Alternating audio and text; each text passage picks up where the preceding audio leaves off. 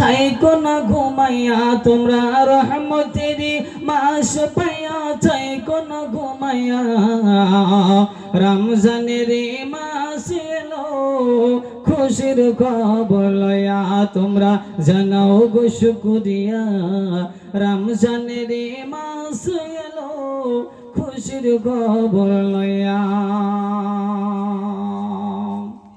রহমতে বরকতে ভরা রমজান শরীফ সবার সেরা রহমতে বরকতে ভরা রমজান শরীফ সবার সেরা হায়রে বছর ঘুরে আসলো আবার মাগফিরাত লয়া হায়রে বছর ঘুরে আসলো আবার মাগফিরাত লয়া রমজানের মাস এলো খুশির খবর লয়া তোমরা জানাও গো শুকরিয়া রমজানের মাস এলো খুশির খবর লয়া আল্লাহ বলেন পাক কোরআনে রোজা রাখো মুমিন গনে হায়রে নাজাত পাবে শান্তি পাবে পরকালে জয়া হায়রে নাজাত পাবে শান্তি পাবে পরকালে জয়া রমজানের মাস এলো খুশির খবর লয়া তোমরা জানাও গো শুকরিয়া রমজানের মাস এলো খুশির খবর লয়া রমজান মাসের কি যে শান নাজিল হলো আল কুরআন রমজান মাসের কি যে শান নাজিল হলো আল কুরআন কাপড় হবে না আর তাকে গায়ের মাখতুন অর্থাৎ বেগার খাতনা অবস্থাতে কিয়ামতের দিন দাঁড় করানো হবে বিশ্বনবী আমার বলেন আল্লাহ রাব্বুল আলামিন কি বলছেন চলেন বিশ্বনবী আমার বলছেন এইভাবে উঠানো হবে আর নবী করিম সাল্লাল্লাহু আলাইহি সাল্লাম বললেন আল্লাহ রাব্বুল আলামিন কি বলছেন চলেন আল্লাহ রাব্বুল আলামিন বলেন কামা বাদা'না আওয়ালা খালকিন নুঈদুহু ওয়া'দান আলাইনা ইন্নাকুম ফাইলিন আল্লাহ রাব্বুল আলামিন বলছেন এই পৃথিবীর মানুষরে তোমরা জেনে নাও বান্দা বান্দেগণ তোমরা জেনে নাও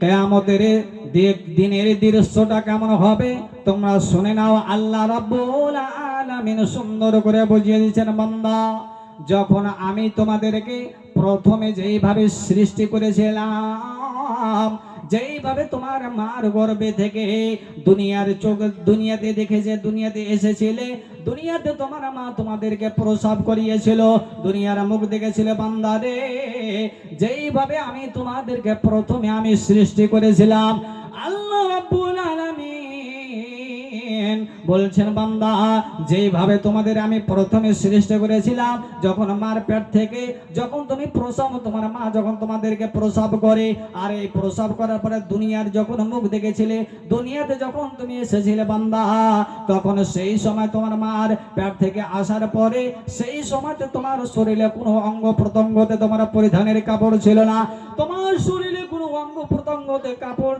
তোমার পরিধানের কাপড় ছিল না বান্দা এমনকি তোমার পায়ে স্যান্ডেল জুতো ছিল না উলঙ্গ অবস্থায় গায়ে মাখতুনের হালাতে বেগার খাতনাতে বেগার মুসলমানিতে তোমাদেরকে আমি প্রথমে সৃষ্টি করেছিলাম বান্দা এই আমার বান্দারে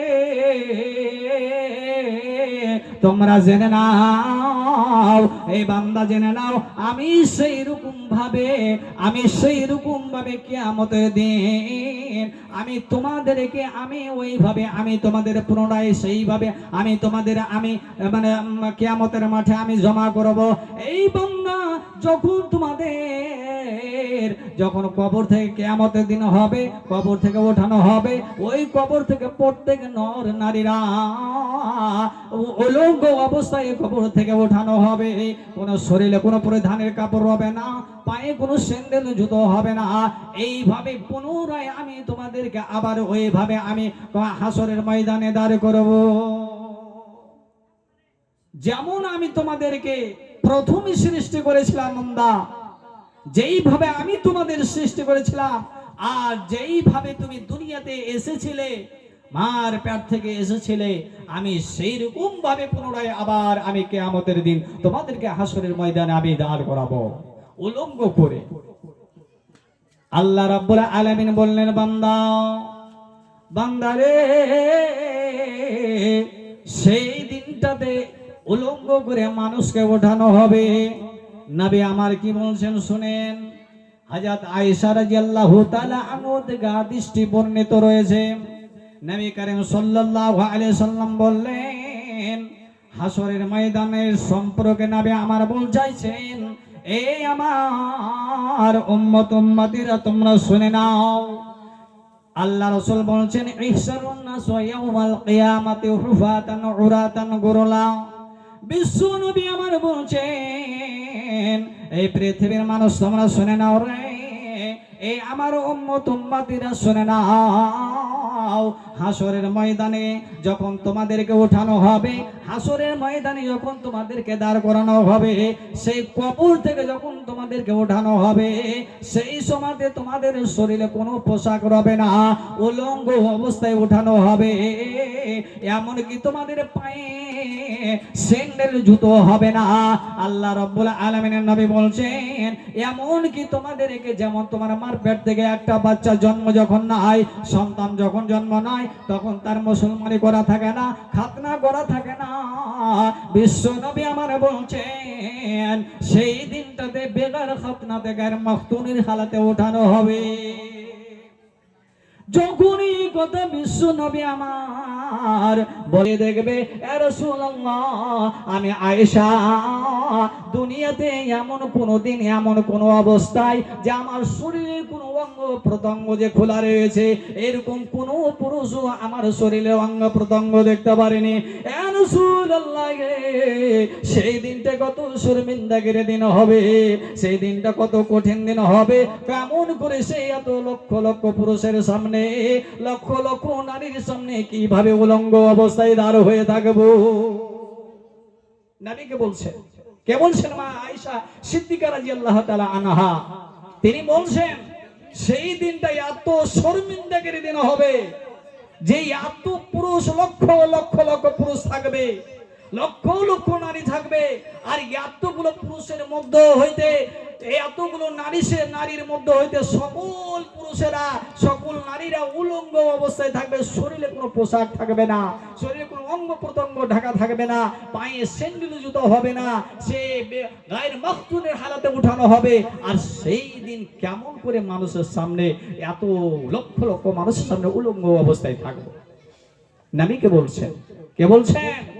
আয়েশা সিদ্দিকা রাদিয়াল্লাহু তাআলা আনহা। নামে আমার কি বলছেন শুনে। নামে আমার বলছেন,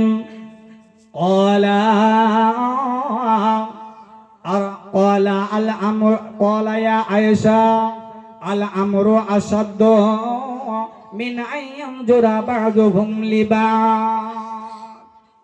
এই আয়েশা রে, এ আয়েশা শোনো, তুমি যে বললে সেই দিন লক্ষ লক্ষ পুরুষের দল উলঙ্গ অবস্থায় থাকবে, লক্ষ লক্ষ নারীরা উলঙ্গ অবস্থায় থাকবে। এ আয়েশা, সেই দিনটা এমন কঠিন দিন হবে, এত পেরেশানির দিন হবে, এত কষ্টের দিন হবে, সমস্ত মানুষগুলো পাগল হয়ে যাবে, হুঁশহারা হয়ে যাবে, নারীরা হুঁশহারা হয়ে যাবে। কোন পুরুষ না, এই আয়েশা শোনো রে, এক অপরকে দেখার চেয়ে সেই দিনের পেরেশানিটা অনেক গুণ বেশি হবে। এত এত বেশি হবে, এত বেশি হবে যে কোনো পুরুষকে দেখতে, পুরুষ উলঙ্গ অবস্থায় থাকবে, কোনো নারীরা দেখার জন্য খেয়াল হবে না। কোনো পুরুষেরা দেখার জন্য কোনো মহিলাকে উলঙ্গ অবস্থায় আছে, কিন্তু কোনো পুরুষ কোনো মহিলাকে দেখার শক্তি হবে না, দেখার সুযোগ হবে না, সে দেখার জন্য খেয়ালই আসবে না। এত পেরেশানি থাকবে, এত পেরেশানি থাকবে, সেই দিন কেউ কাউকে দেখার জন্য একবারও খেয়াল হবে না। সেই দিনটাই এত পেরেশানির দিন হবে, এত কষ্টের দিন হবে যে মানুষ হুঁশারা হয়ে যাবে, পাগল হয়ে যাবে, নাশা খাওয়ার মতো পাগল হয়ে যাবে। সেই এক অপর সমস্ত মানুষগুলো উলঙ্গ অবস্থায় থাকবে, নারীরা উলঙ্গ অবস্থায় থাকবে। বন্ধু আমার চিন্তা করে, একটা যদি রাস্তা দিয়ে কোনো একটা সেজে কুঁজি যদি একটা মহিলা যায়, একটা মেয়ে যায়, বুড়া পর্যন্ত মানুষেরা তার দিকে ফেল করে দেখে, নৌজওয়ানরা তো দেখতেই থাকবে, তারা মজা করে থাকবে। কিন্তু সেই দিনটা এত পেরেশানির দিন হবে, এত কষ্টের দিন হবে, এত পেরেশানির দিন হবে যে সকল পুরুষেরা উলঙ্গ অবস্থায় থাকবে, আর যতগুলো মহিলার দল হবে সব উলঙ্গ অবস্থায় থাকবে, কিন্তু কেউ কাউকে দেখার সুযোগ হবে না, কেউ কাউকে দেখার একবারও খেয়াল হবে না। নবী আমার বলছেন শুনে, সেই দিনটা কত কষ্টের দিন হবে। আল্লাহ রাসূলের হাদিস আর একটি শুনে, নবী আমার বলছেন, বন্ধুরে আমার, এ আমার মায়েরা, আমার বোনেরা রে, তোমরা শুনে নাও, জেনে নাও, একটা মায়ের যদি কোলে বাচ্চা, মানে কচি বাচ্চা যদি তাদের কোলে থাকে, আর এই কচি বাচ্চাকে বিছানাতে রেখে, ঝুল্লুতে রেখে কোনো কাজে ব্যস্ত হয়ে যায়, কাম কাজ করতে লেগে যায়, সেই সময় বাচ্চাটা পেটের খিদার যন্ত্রণাতে যখন কেঁদে ওঠে, ওই সময়তে মা এত দয়ালু, এত মমতার জিনিস, এত প্রেম মহব্বতের জিনিস, যেমনি মায়ের কানে বাচ্চার কান্না আসে, আর সাথের সাথে যেই কাম করুক না কেন বন্ধুরে আমার, সে কামগুলো ছেড়ে দিয়ে আগে সঙ্গে সঙ্গে ছেলের কাছে ছুটে যায়, আর কলেজার টুকরা সন্তানকে কোলে নিয়ে আদর করে তাকে দুধ পান করাইতে আরম্ভ করে দেয়। বন্ধুরে,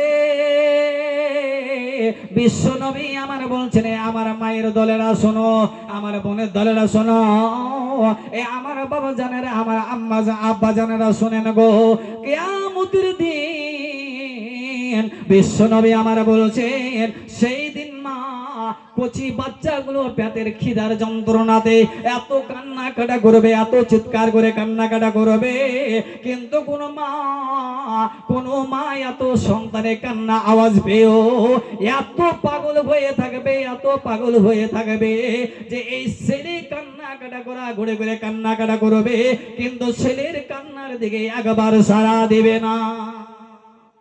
সেই হচ্ছে কিয়ামত, কিয়ামতের দিন।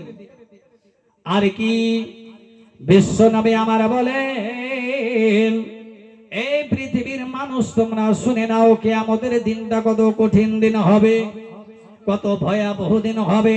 বিশ্ব নবী আমার বলছেন, একটা মা সন্তানকে যখন জন্ম দিতে যায়, একটা মায়ের সন্তান যখন প্রসবের সময় হয়ে যায়, সময় যখন হয়ে আসে, একদিন দুই দিন আগে থেকে মায়ের একটু একটু করে জ্বালা যন্ত্রণা বেদনা চেনে যায়, 20 মিনিট অন্তর অন্তর বেদনা একটু একটু করে বেশি হতে থাকে, বেশি হতে থাকে।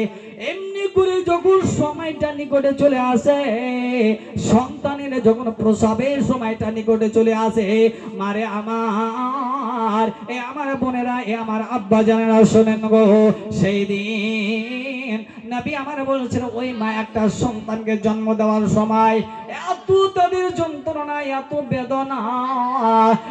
বেদনা হয়, যখন মায়ের সন্তানের যখন মাথাটা যখন দুনিয়ার দিকে, মানে এই পৃথিবীতে আসার জন্য যখন বের হয়ে আসে, ওই সময়তে মায়ের চোখের, সন্তানকে প্রসবের সময় ওই মায়ের চোখ দিয়ে খুন বেরিয়ে যায়। মা যদি পাশে বসে থাকে, মা গো এ বলে জড়িয়ে ধরে নাই, মাকে জড়িয়ে ধরে নাই, সেই মাকে মাকে বলে আম্মা গো এখন আমি ছেলের মা হইতে চলেছি, এখন বুঝতে পেরেছি মায়ের মর্যাদাটা কেন আল্লাহ রাব্বুল আলামিন বাড়িয়ে দিয়েছে, কেন মায়ের সম্মানটা বাড়িয়ে দিয়েছে। আম্মা গো এখন আমি সন্তানের মা হইতে চলেছি, বুঝতে পেরেছি একটা সন্তানকে জন্ম দিতে যে কত বেদনা রয়েছে, কত যন্ত্রণা রয়েছে, কত যন্ত্রণা আছে। এ আম্মা আমার চোখ মুখ হওয়ার পরে তোমাকে আমি কখনো মর্যাদা দেইনি, তোমার কথার অমান্য করেছিলাম, তোমার কথা শুনেনি, তোমাকে গালি গালাজ করেছি। মা গো আমা গো তুমি এখন আমাকে ক্ষমা করে দাও, মনে ভাই আমার সন্তান জন্ম দিতে যে আমি দুনিয়া ছেড়ে বিদায় হয়ে যাব, দুনিয়া ছেড়ে বিদায় হয়ে যাব।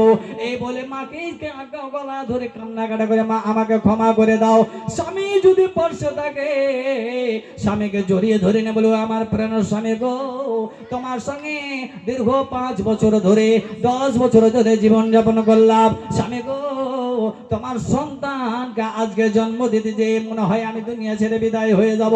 তোমার যদি খিদমতে কোনো কমে হয়ে থাকে, তোমার যদি তোমার কথা যদি অমান্য করে থাকি, তোমার যদি নাফরমানি করে থাকে প্রাণের স্বামী, তবে আমাকে দয়া করে ক্ষমা করে দাও, আর মনে হয় দুনিয়াতে বেঁচে থাকবো না। এই আমার মা আমরা বাপ জানেরা শুনে নেবো, এইরকম একটা আমার সন্তানকে জন্ম দিতে যে এত বেদনা যন্ত্রণা, এত বেদনা যন্ত্রণা পায়। অনেক মা একটা সন্তানকে জন্ম দিতে দুনিয়া ছেড়ে বিদায় হয়ে যায়, অনেক মা অনেকক্ষণ পর্যন্ত 2 ঘন্টা 3 ঘন্টা পর্যন্ত তার জ্ঞান ফিরে আসে না। এই একটা সন্তানকে জন্ম দিতে এত কষ্ট বেদনা হয় ভাইজা, এরকম একটা সন্তানকে জন্ম দিতে কষ্ট হয়। ওরে মায়ের মতো এমন আপন কোথাও পাবে না, মাঝে আমার জান্নাতের খাজানা। এই জীবন দিয়ে সুজ হবে না মায়ের দুধের দেনা, মাঝে আমার জান্নাতের খাজানা। গর্বে ধরে মা জননী কষ্ট কত পায়, প্রাণ যেন ছিঁড়ে যায় রে মায়ের প্রসবের সময়। মুখ বুঝে মা যায় রে সোয়ে, মুখ বুঝে মা যায় রে সোয়ে, হাজারো যন্ত্রণা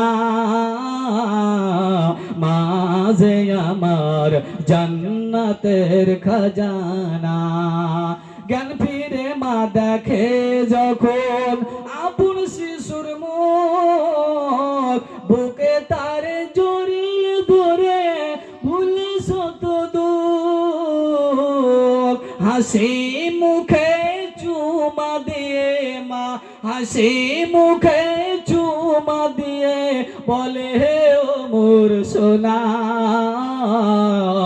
মাঝে আমার জান্নাতের